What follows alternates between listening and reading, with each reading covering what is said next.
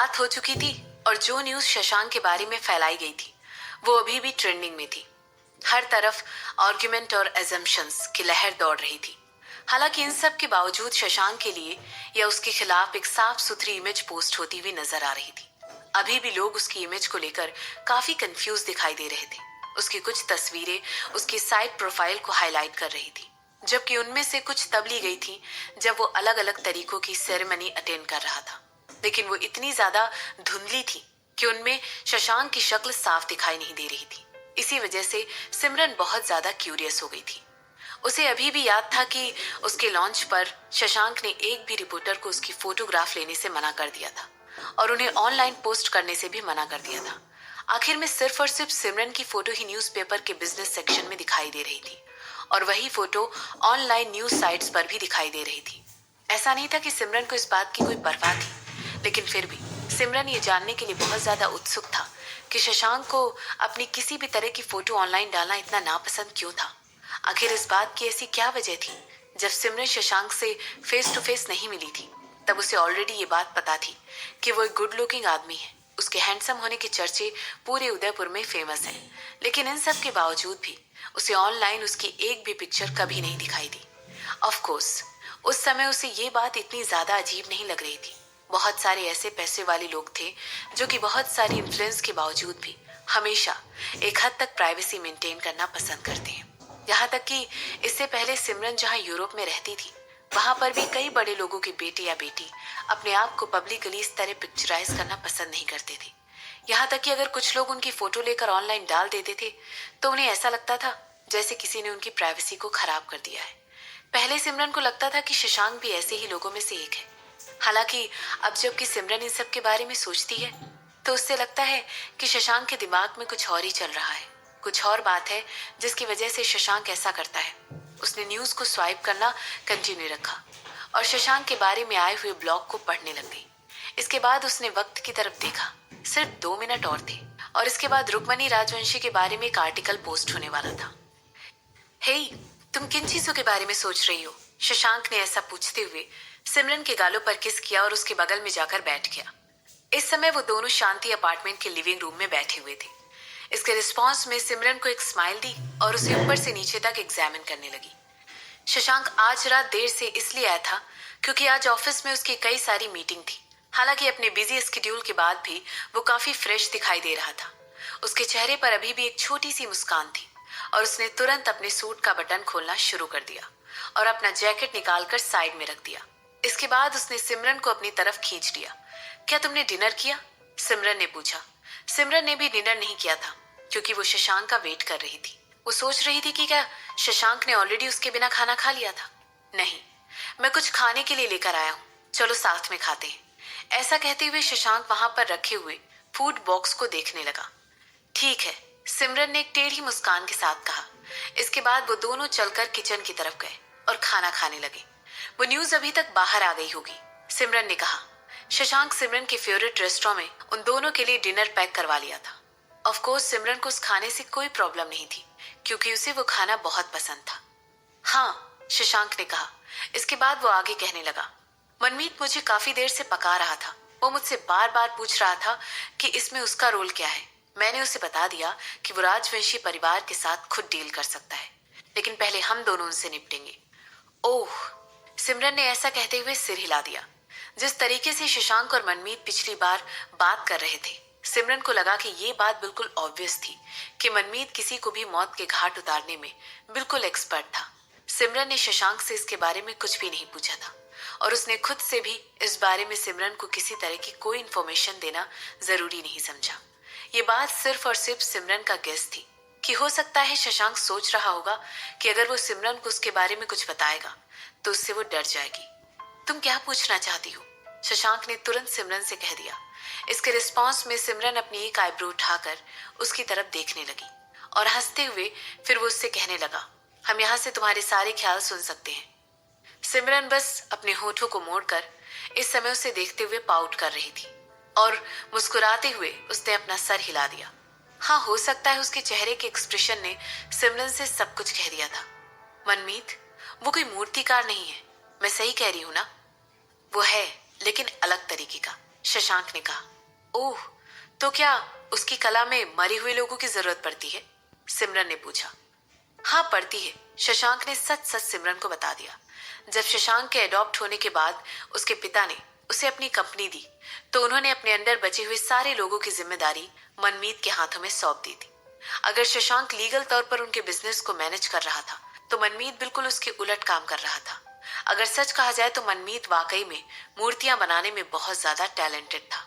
उसके बनाए गए कई पीसेस तो बहुत ही शानदार थे और उनमें से हर एक बहुत ही खूबसूरत तरीके से क्राफ्ट किया गया था। यहाँ तक कि उसकी हर एक मूर्ति को आर्ट क्रिटिक्स ने बहुत अच्छे रिमार्क्स दिए थे। मगर वो अपनी ये कला ज्यादातर अपने दुश्मनों पर आजमाता था। ऐसे सुनते ही सिमरन शशांक की बातों पर सर हिला दिया। उसे अभी भी याद था कि जब वो तीनों छोटे हुआ करते थे, तो मनमीत कितना खुश मिजाज बच्चा हुआ करता था। वो हमेशा हर किसी को अपनी लगातार करते हुए बड़बड़ से एंटरटेन करता था और इसी वजह से उसके लिए दोस्त बनाना बहुत ही आसान था। यहाँ तक कि अनाथ आश्रम में बहुत सारी लड़कियां उसे इसी वजह से बहुत पसंद भी करती थी। वो आदमी दिखने में भी बहुत हैंडसम था और साथ ही साथ मजाकिया भी था। हालांकि वो थोड़ा सा बेवकूफ था, लेकिन फिर भी हर कोई उससे इसलिए प्यार करता था क्योंकि वो आसानी से किसी को भी अच्छा फील कराने में पीछे नहीं हटता था। मनमीत शशांक के स्टूडियस नेचर के बिल्कुल अपोजिट था। शशांक एक शांत और हमेशा ही अकेले रहने वाला इंसान था। सबके साथ सोशलाइज करने में और गेम खेलने की बजाय वो एक कोने में बैठकर बुक पढ़ना पसंद करता था। हालांकि मनमीत और शशांक एक दूसरे के बिल्कुल अपोजिट थे, लेकिन फिर भी वो दोनों एक दूसरे के बेस्ट फ्रेंड के तौर पर बड़े हुए थे। वो दोनों ही अनाथ आश्रम में तब आए थे जब वो पैदा ही हुए थे और दोनों लगभग सेम टाइम पर वहां आए थे। इसीलिए अगर कहा जाए कि वो दोनों लगभग 30 सालों से साथ थे, तो ये बात बिल्कुल सही थी। हे, तुम उस समय मनमीत को इतना पसंद क्यों करती थी? शशांक के अचानक ऐसा पूछने से सिमरन बिल्कुल सरप्राइज हो गई थी। ओह, हर कोई उसे उस समय पसंद करता था, इसलिए मैंने भी सोचा कि मुझे भी उसे पसंद करना चाहिए। सिमरन ने शशांक की बात का जवाब दिया। उस समय सिमरन को किसी को पसंद करने का मतलब तक नहीं पता था, लेकिन जब उसके ग्रुप की हर लड़की कहती थी कि उसे मनमीत बहुत पसंद है, तो सिमरन को लगा कि उसे भी मनमीत को लाइक करना चाहिए। इसमें क्या गलत हो सकता था, है ना? जैसे ही शशांक ने सिमरन का जवाब सुना, वो अपनी जगह पर बैठे बैठे जोर से हंसने लगा। उसकी हंसने की आवाज इतनी तेज थी कि वो पूरे घर में गूंज रही थी। उसे इस तरह हंसते हुए देखकर सिमरन अपनी आईब्रो उठाकर माथे पर सुगरण के साथ उसे देख रही थी। वो उसे इस तरह घूर रही थी जैसे उसे कच्चा ही चबा जाएगी। इसके बाद वो पूछने लगी, इसमें इतनी ज्यादा हंसने वाली क्या बात है? वेल, मैंने ये बात बिल्कुल भी एक्सपेक्ट नहीं की थी कि उस समय तुम इतनी ज्यादा बेवकूफ थी। ऐसा कहने के बाद शशांक ने हंसना जारी रखा। उस समय बस 10 साल की थी, तुम मुझसे क्या एक्सपेक्ट करते हो कि उस उम्र में मुझे किसी को लाइक करने का मतलब पता होगा? सिमरन ने अपने बचाव में कहा। वो बिल्कुल एक नॉर्मल लड़की थी, ठीक है ना? उस समय मैं मनमीत से कहीं ज्यादा हैंडसम और स्मार्ट था। तुमने मुझे लाइक क्यों नहीं किया? शशांक ने पूछा। अगर सिमरन शशांक को ये बता देती कि ऐसा इसलिए था क्योंकि वो कुछ ज्यादा ही स्मार्ट था, तो उसे इस बात का यकीन था कि शशांक उसकी इस बात पर भी एक जोर का ठहाका मारेगा और उसका मजाक उड़ जाएगा और उसकी अभी थोड़ी देर पहले उसे बेवकूफ कहने वाली बात बिल्कुल सच हो जाएगी। हालांकि उस समय सिमरन एक बच्ची थी, लेकिन फिर भी सिमरन ने सोचा कि उसे इस मामले में चुप ही रहना चाहिए और इसीलिए उसने शशांक को जवाब देने की बजाय अपनी आंखें छोटी करते हुए उसकी तरफ देखना प्रेफर किया और उसे गुस्से से भरी नजरों के साथ देखने के बाद एक कोल्ड टोन में उससे कहा, तुम्हारी हिम्मत कैसी हुई कि तुम अपनी वाइफ को बेवकूफ बुलाओ? ऐसा कहते हुए वो धीरे से अपनी सीट से उठ गई, लेकिन उसकी नजरें अभी भी शशांक पर पूरी तरह जमी हुई थी। मेरे प्यारे मिस्टर वर्मा, आज आप लिविंग रूम में सोएंगे। ऐसा कहने के बाद सिमरन डाइनिंग रूम से भागकर चली गई। उसकी शैतानी से भरी हुई हंसी अपार्टमेंट में गूंजने लगी, जबकि इधर शशांक और सिमरन एक और हसीन रात साथ में गुजार रहे थे। वहीं इंटरनेट पे एक ऐसी ऑनलाइन न्यूज पब्लिश हुई जिसकी वजह से इंटरनेट एक्सप्लोड हो गया और उन पर बस एक ही आर्टिकल इस समय पब्लिश हो रहा था, जिसमें दिखाया जा रहा था कि कॉलेज सिटी की सीईओ, जिसका नाम रुक्मणी राजवंशी है, वही वो औरत थी जिसने वो अनाथ आश्रम वाली जमीन खरीदी थी। आखिर एक औरत अपने डेवलपमेंट के लिए एक अनाथ आश्रम को कैसे डिस्ट्रॉय कर सकती है? आखिर ये किस तरह की क्रूर औरत थी जो ऐसा करेगी? बहुत सारे लोग उसको इस समय क्रिटिसाइज कर रहे थे।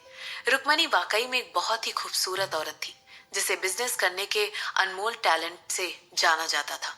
बाहर से वो बिल्कुल किसी परी की तरह दिखती थी, लेकिन उसने ऐसा सोचा था कि अंदर से वो एक्चुअली में एक लालच से भरी हुई प्रॉफिट कमाने वाली औरत थी, जिसे सिर्फ और सिर्फ अपने फायदे के बारे में सोचना आता था। जबकि कुछ लोग उसके बचाव में कमेंट कर रहे थे। वहीं कुछ ज्यादा ही लोग और ज्यादा अफरी तफरी मचा रहे थे और यहाँ तक कह रहे थे कि वो उसे पूरी तरह से बायकॉट कर देंगे और उसकी कंपनी स्कारलेट सिटी को भी बायकॉट कर देंगे, चाहे कुछ भी हो जाए।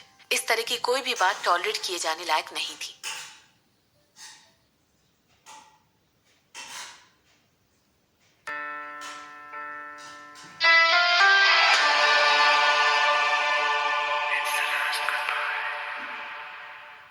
जैसे ही रुक्मणी को अपने खबर न्यूज पर ऑनलाइन पोस्ट होते हुए दिखे, उसने तुरंत अपनी आईब्रोज हिलाई।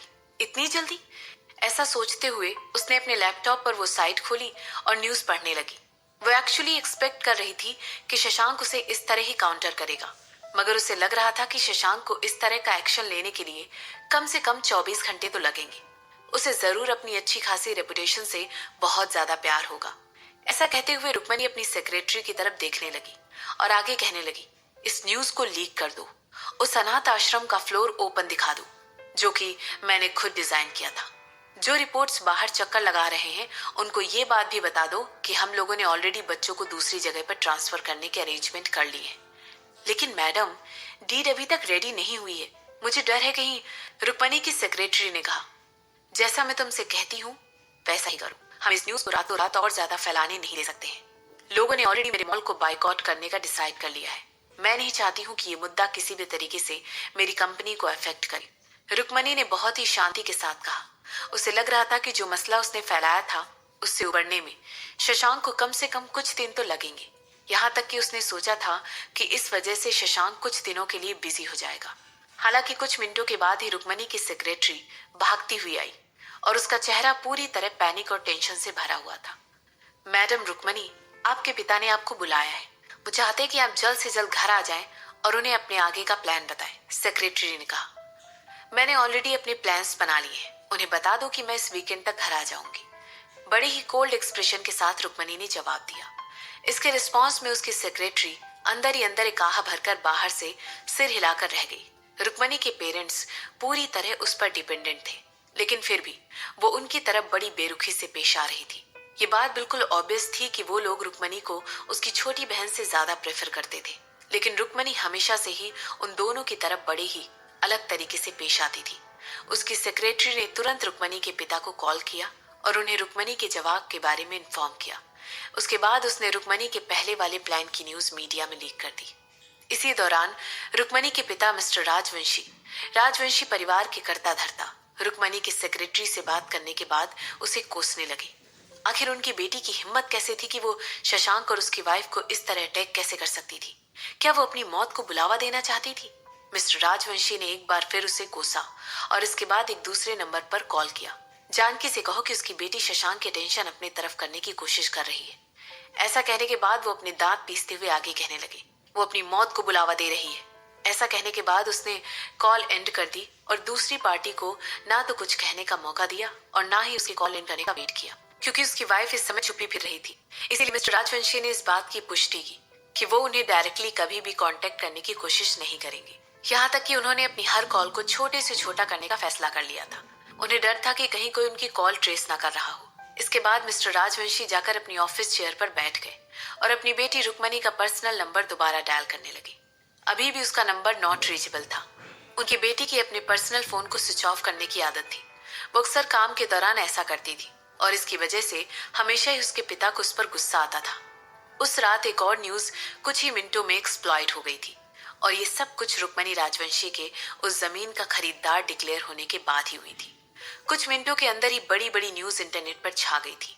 ऐसा कहा जा रहा था कि रुक्मणी ने अपने प्लान को ऑलरेडी इम्प्लीमेंट करते हुए ऑर्फनेज के रिगार्डिंग एक ऐसा डिजाइन लिया था जिसमें अनाथ आश्रम के बच्चों को दूसरी जगह पर शिफ्ट किया जाना था। यहाँ तक कि उसने फ्यूचर ऑर्फनेज के फ्लोर प्लान खुद ही डिजाइन किए थे। सोर्सेज का यह भी कहना था कि पद्मनी चाहती थी कि वो और ज्यादा बड़ा ऑर्फनेज बना सके ताकि इससे बच्चों को और ज्यादा पर्सनल स्पेस मिले। बहुत सारे लोगों ने इस न्यूज को इंटरनेट पर देखकर उसकी काफी तारीफें की। ऐसा लग रहा था कि पहले उन लोगों ने उसके इंटेंशंस को मिसअंडरस्टैंड कर दिया था। रुक्मणी तो बिल्कुल किसी देवी की तरह थी जिसका बहुत ही कोमल और प्योर दिल था, जबकि शशांक का दिल ऐसा नहीं था। एक बार फिर लोग शशांक की जड़ों को भूलकर उसे क्रिटिसाइज करने लगे थे। हालांकि एक बार फिर किसी ने इंटरनेट पर यह टॉपिक उठा दिया था कि वो सच ही था जिसने स्कारलेट सिटी को दिवालिया होने से बचाया था। वो शशांक ही था जिसने ऐन मौके पर आकर उस कंपनी को डूबने से बचा लिया था। तो फिर वैसा क्यों करेगा? फाइनेंस वाले वैसे भी इस तरह की बिजनेस न्यूज पर हमेशा नजर रखते थे ताकि उन्हें स्कारलेट सिटी से जुड़ी हुई हर अफवाह को उदयपुर में इस्तेमाल करने का मौका मिल सके। यहाँ तक कि वो स्कारलेट सिटी जैसे बड़े ब्रांड के साथ जुड़ी हुई हर खबर को मॉनिटर करते थे ताकि उन्हें करप्शन से जुड़ा हुआ कोई भी इशू तुरंत पता चल जाए। उस समय ये एक बहुत बड़ी न्यूज थी और उस मॉल में तब बहुत बड़े बड़े ब्रांड के स्टोर हुआ करते थे। अगर शशांक ने उस समय राजवंशी परिवार की मदद की थी तो फिर अब पद्मनी राजवंशी उस अनाथ आश्रम को खरीदने की कोशिश क्यों कर रही थी जिसमें शशांक कभी पला बड़ा था? क्या वो उसकी तरफ अपनी नाशुक होने की फीलिंग दिखा रही थी, या फिर वो ये बात भूल चुकी थी कि शशांक वो आदमी था जिसने कभी उसकी कंपनी को डूबने से बचाया था? वो बहुत स्मार्ट है, सिमरन ने कमेंट करते हुए कहा। इस समय उसके हाथ में एक टैबलेट था और वो ऑनलाइन आई हुई एक पोस्ट को छान कर देख रही थी। सो जाओ, बहुत देर हो चुकी है, शशांक ने सिमरन की कमर पर हाथ रखते हुए कहा। उसकी आंखें बंद थी और धीरे धीरे उसकी सांसें भी इवन हो चुकी थी। सिमरन हेडबोर्ड पर झुककर लेटी हुई थी और कमेंट्स पढ़ रही थी, जबकि शशांक इतना ज्यादा थक गया था कि वो तुरंत बेड पर लेटते ही सो गया। इसके रिस्पॉन्स में सिमरन एक टेढ़ी मुस्कान के साथ मुस्कुराने लगी और टैबलेट को नीचे की तरफ स्क्रॉल करना कंटिन्यू करने लगी। हो सकता है शशांक ने रुक्मणी के बारे में पता करते करते खुद को थका लिया होगा। हो सकता है वो उसकी पनिशमेंट कर रहा हो और इसके बारे में सोचते ही सोचते वो थक कर सो गया हो। सिमरन अंदर ही अंदर हंस रही थी, पर अचानक उसके चेहरे पर एक सीरियस एक्सप्रेशन आ गया था। एक ऐसी औरत जिसने बिजनेस इंडस्ट्री में कदम रखते ही उसमें तहलका मचा दिया था। उसे इस तरह अंडर एस्टिमेट करना ठीक नहीं था, बिल्कुल पद्मनी राजवंशी की तरह ही। पद्मनी की बड़ी बहन रुक्मणी उसकी तरह बिल्कुल भी नहीं थी। उसके खिलाफ आसानी से चाल चली जा सकती थी। पद्मनी को तो सिमरन ने पहले ही अपने रास्ते से हटा दिया था, लेकिन उसकी बहन सालों से बिजनेस इंडस्ट्री में टिकी हुई थी। जैसा कि उससे एक्सपेक्टेड था, उसकी स्कीम भी लेयर्स में सामने आ रही थी। वो परत दर परत चाल चल रही थी और वो शशांक को काउंटर अटैक करने के लिए पूरी तैयारी के साथ आई थी। एक्चुअली जिस बारे में सिमरन इस समय सोच रही थी वो ये थी कि आखिर रुक्मिणी के ऐसा करने के पीछे क्या वजह थी। क्या वो शशांक जैसे किसी इंसान के साथ झगड़ा मुंह लेकर अपनी रेपुटेशन को दांव पर लगाना चाहती थी? सिमरन ने धीरे से शशांक के हाथ अपनी कमर पर से हटाए और अपने सिल के पजामास के ऊपर अपना रोब पहन लिया और इसके बाद वो धीरे से अपने कमरे से निकलकर बाहर आ गई। वो इस समय अपने ऑफिस जाकर कुछ चीजों को चेक करना चाहती थी। 1 मिनट से भी कम के समय में सिमरन आकर अपने लैपटॉप पर बैठ गई और कुछ डॉक्यूमेंट्स पढ़ने लगी। आज रात उसका दिमाग शटडाउन होने वाला नहीं था, तब तक तो नहीं जब तक कि वो रुक्मणी लॉजिकल बिहेवियर के ऊपर कोई कंक्लूजन पर आ जाए। रुक्मणी के इंटेलेक्ट पर बेस आकर देखा जाए तो उसकी चली गई चालें भी बिल्कुल अलग थी। उसे बैक फायर करने के पहले सिमरन को स्मार्ट बनने की हर चीज को रियलाइज करना होगा। तो ऐसा क्यों करना? कुछ मिनटों के बाद सिमरन अपनी आईब्रोज हिलाते हुए अपने लैपटॉप पर देखने लगी, मगर उसे रुक्मणी के खिलाफ कुछ भी ऐसा नहीं लगा जिस पर उसे शक हो रहा हो। सिमरन अपनी चेयर में पीछे की तरफ झुककर बैठ गई और उस औरत को एनालाइज करने की कोशिश करने लगी, मगर बहुत ज्यादा छानबीन करने के बाद भी उसके हाथ कुछ नहीं लगा। औरतें वाकई में बहुत ही कॉम्प्लिकेटेड होती है। सिमरन ऐसा सोचते हुए एक आह भरने लगी। ये पहली बार था जब शशांक और सिमरन दोनों साथ में काम कर रहे थे, किसी चाल को अंजाम देने की कोशिश कर रहे थे और सिमरन ना चाहते हुए भी अपने हस्बैंड के क्रूर तरीकों पर ताली बजाने से चूक नहीं पा रही थी। उसे शशांक पर कहीं ना कहीं गर्व महसूस हो रहा था। सिमरन ऐसी इंसान थी जिसे किसी भी तरह का कोई प्लान बनाने के लिए फैक्ट्स की जरूरत पड़ती थी, जबकि शशांक एक ऐसे इंसान थे जो कि कहीं से भी कोई सा भी प्लान बना लेता था। इससे पहले कि वो रायचंद परिवार के बारे में राजवंशी परिवार के ट्रू जो इन्फॉर्मेशन दी गई थी उसको पढ़ रहा था, उसने पहले ही ऑलरेडी सिमरन को एडवाइस कर दिया था। रुक्मणी और उसकी बहन जानकी दोनों ही उनकी मां जानकी तक पहुंचने का बेस्ट तरीका होंगे। उन दोनों का इस्तेमाल करके जानकी को उसके छुपे हुए अड्डे से बाहर निकालकर उसे देखने पर मजबूर किया जा सकता है। और ऐसा नहीं था कि सिमरन इस आइडिया से खुद भी मुकरना चाहती हो। यहाँ तक कि सिमरन ने सोचा कि वो कितनी ज्यादा लकी है कि उसे बड़ी बड़ी चालें चलने के लिए उसके जैसा ही एक इंसान पति के रूप में मिला है।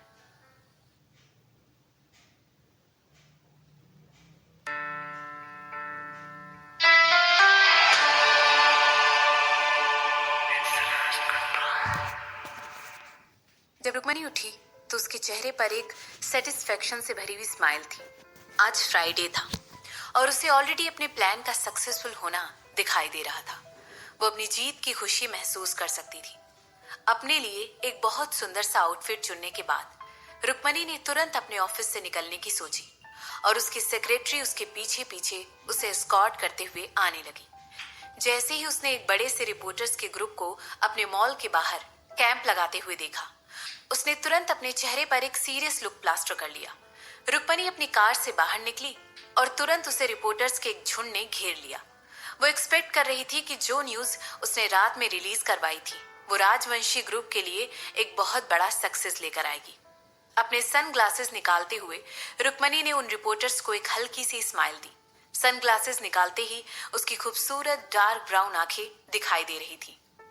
मिस राजवंशी, क्या आप ये कहना चाहती हैं कि आपने जो भी चाल चली उसका मतलब क्या वर्मा इंडस्ट्री के मिस्टर शशांक वर्मा को तंग करना नहीं था, उनका नाम खराब करना नहीं था? एक रिपोर्टर ने पूछा। ऑफ कोर्स नहीं। मैं भला ऐसे इंसान की तरफ हॉस्पिटैलिटी क्यों दिखाऊंगी जिसमें कभी सालों पहले मेरी कंपनी स्कारलेट सिटी को बचाया था?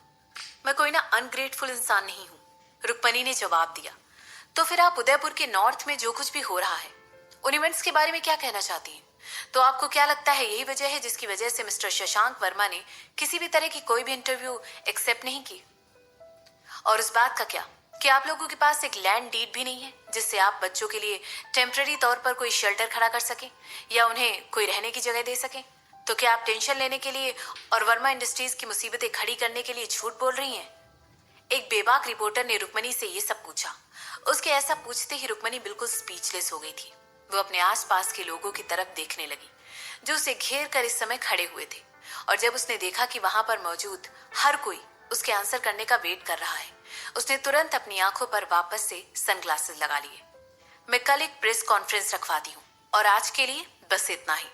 ऐसा कहने के बाद उसने तुरंत अपनी सिक्योरिटी को उसके लिए जगह खाली करवाने के लिए इशारा किया। इसके बाद वो तुरंत मॉल के अंदर चली गई और उसने एक और रिपोर्टर्स के ग्रुप को जो कि मॉल के पास ही खड़े हुए थे और उसकी तरफ भागकर आ रहे थे, उन्हें भी अवॉइड कर दिया था।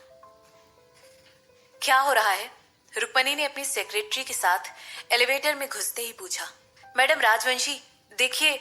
ऐसा कहने के बाद रुक्मणी की सेक्रेटरी ने उसे एक टैबलेट पकड़ा दिया। जैसे ही रुक्मणी ने उस टैबलेट की तरफ देखा, उसकी खूबसूरत आंखें एकदम से बड़ी हो गई। ये किसी डर्माटेक इवेंट से कम नहीं था। जैसे ही उसने ऑनलाइन एक न्यूज आर्टिकल पढ़ा, वो शॉक्ड हो गई। जो फोटो इस समय ऑनलाइन फीचर की गई थी उसके नीचे एक आर्टिकल भी था। उस फोटो में कुछ लोग बहुत सारे बच्चों को बैकग्राउंड में रखकर रिबन काट रहे थे। उस फोटो के अलावा इस आर्टिकल में बहुत सारी ऐसी फोटोज भी थी जिनको कैप्शन देकर छापा गया था, वर्मा इंडस्ट्रीज ऑर्फनेज पर। अब क्योंकि उन लोगों ने उसे खरीद लिया है, हम नया बना लेंगे। मिस्टर शशांक वर्मा ने 100 से भी ज्यादा बच्चों को अपने प्राइवेट मेंशन में शिफ्ट किया। ऑनलाइन ड्रामा के बीच में वर्मा कैपिटल ने नया ऑर्फनेज स्पॉन्सर किया। अपने अच्छे कामों के बावजूद भी मिस्टर वर्मा ने इंटरव्यू देने से मना किया। राजवंशी ग्रुप की सीईओ झूठी पाई गई। टेम्पररी ऑर्फनेज बनाने के लिए कोई डीड है ही नहीं। सीईओ राजवंशी झूठी बोलती हुई पाई गई। उन्होंने पब्लिसिटी स्टंट के लिए अनाथ बच्चों का इस्तेमाल किया। सीईओ राजवंशी के झूठों के बीच का सच वर्मा इंडस्ट्रीज के खिलाफ दिखाई। अकड़ और अनग्रेटफुलनेस। राजवंशी ग्रुप किसी ने बड़े ही जुड़ता से अनाथ आश्रम को डिस्ट्रॉय करने की कोशिश की, और ऐसा करने से पहले उन्होंने बच्चों के लिए कोई टेम्पररी रहने की जगह भी नहीं बनाई। इस समय रुक्मणी के हाथ इतने ज्यादा बुरी तरह से कांप रहे थे कि उसके हाथों से ऑलमोस्ट वो टैबलेट छूट ही गया था। ऐसा लग रहा था कि किसी ने ठंडे पानी की बाल्टी उसके सर के ऊपर डाल दी थी और उसे कुछ भी समझ नहीं आ रहा था। उसे फील हो रहा था कि ठंडे पानी की लहरें उसकी बॉडी में सर से लेकर उसके पैरों तक ट्रेवल कर रही हैं। ऐसा लग रहा था मानो उसके दिल ने धड़कना ही बंद कर दिया था। और जब जब वो हाल फिलहाल में पड़ी हुई न्यूज के बारे में सोच रही थी तो उसकी घबराहट और ज्यादा बढ़ती जा रही थी। ये सब क्या हो रहा है? ड्रिंग। मैडम राजवंशी, हम यहाँ पर आ चुके हैं। ऐसा कहते हुए रुक्मणी की सेक्रेटरी ने उसे अपने ख्यालों की दुनिया से जगा दिया। रुक्मणी तुरंत उस एलिवेटर से बाहर निकल गई। उसके हाथों की मुट्ठी बंधी हुई थी और उसकी खूबसूरत चेहरे पर डर और शक्ल साफ दिखाई दे रहे थे। इसके बाद वो चलकर डायरेक्टली अपने ऑफिस में चली गई। जब तुम यहाँ से बाहर जाओगी तो दरवाजा बंद कर देना। रुक्मणी ने तुरंत ऐसा कहते हुए अपनी सेक्रेटरी को उसके डेस्क पर कुछ डॉक्यूमेंट्स रखते हुए देखा। जैसे ही उसने देखा कि उसकी सेक्रेटरी उससे बिना कुछ बोले बाहर निकल गई है, वो तुरंत अपने बैग में अपना फोन ढूंढने लगी और उसने तुरंत नंबर डायल करते हुए कहा, भाई क्या तुमने न्यूज पढ़ी है? रुक्मणी ने सुना कि फोन की दूसरी तरफ कोई जम्हाई ले रहा था। जिसे सुनकर रुक्मणी को और ज्यादा इरिटेशन फील हो रही थी। तुम किस बारे में बात कर रही हो? फोन पर दूसरी तरफ से किसी ने पूछा। शशांक मुझे तबाह करने की प्लानिंग कर रहा है, वो मुझे बर्बाद कर देगा। ऐसा कहते हुए रुक्मणी ने अपने दांत पीसे और उसे सारी खबरें बताते हुए कहने लगी। मैं कोशिश करके तुम्हें इससे बाहर निकालने के लिए ट्राई करती हूँ, मगर अभी के लिए मैं तुम्हारी कोई मदद नहीं कर पाऊंगी। तुम्हारे कहने का मतलब क्या है? अरुण की आवाज इस समय सीरियस हो चुकी थी। उसने मेरे लिए एक जाल बिछाया और मैं सीधे जाकर उसमें गिर पड़ी। उसने जरूर इसकी प्लानिंग बहुत पहले से करके रखी होगी। मुझे यकीन है कि आगे बहुत कुछ देखना भी बाकी है। इसकी टाइमिंग भी कितनी कोइंसिडेंटल है ना। मैं जानती हूँ कि वो। रुक्मणी ने कहा। रुक जाओ, मुझे इंटरनेट चेक करने दो, अरुण ने जवाब दिया। रुक्मणी साफ तौर पर सुन सकती थी कि वो अपने कीबोर्ड पर कुछ टाइप कर रहा था। कुछ मिनटों के बाद उसने अरुण को एक आह भरते हुए सुना। ये शशांक का काम नहीं है, अरुण ने कहा। इसके बाद वो आगे कहने लगा। शशांक वर्मा को स्पॉटलाइट से सख्त नफरत है। तुमने लास्ट उसे ऐसा कुछ भी करते हुए कब सुना था? तो फिर इसके पीछे कौन है? रुक्मणी ने पूछा। उसकी वाइफ सिमरन वर्मा। इस साफ तौर पर सिमरन का बिछाया हुआ जाल है, अरुण ने कहा। इसके बाद वो आगे कहने लगा। तुम चिंता मत करो रुक्मणी, हम इन सब चीजों में साथ रहेंगे। मैंने उसे प्रोवोक करने के लिए कभी नहीं सोचा था और तुम्हें ये बात पता है, रुक्मणी ने कहा। भूलो मत, तुम्हें मेरा एहसान चुकाना है रुक्मणी, अरुण ने रुक्मणी को बीच में ही रोकते हुए कहा। इसके बाद वो आगे कहने लगा। मैं वहां पर 1 घंटे से भी कम समय में पहुंच जाऊंगा, तब हम इस बारे में बात करेंगे।